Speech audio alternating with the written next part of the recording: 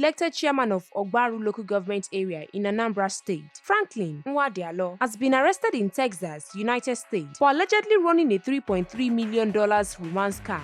The U.S. Department of Justice announced this in a statement on its website on Tuesday, that the 40-year-old chairman was arrested by the Federal Bureau of Investigation upon his arrival in Texas. The DOJ stated that Nwadialo will be transferred to the Western District of Washington for arraignment, adding that he faces a 14-count charge and could face a 20-year sentence if found guilty. The Punch reports that the accused used false images in his profile and defrauded vulnerable women of their hard-earned money. The statement reads, according to the indictment, Nwadialo used various versions of the name Giovanni when he met his victims online on websites such as Match, Zoox, and Christian Cafe.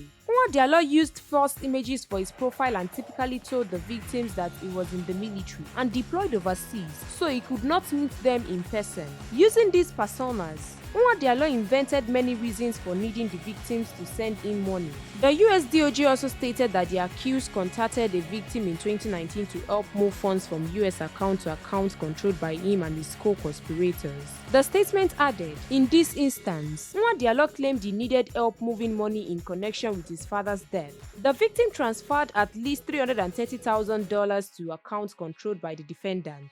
According to the statement, in August 2020, Nwadialo defrauded another victim whom he met on an online dating site, causing her to transfer at least $310,000 by claiming he needed financial assistance, including help paying for his father's funeral or his son's school tuition.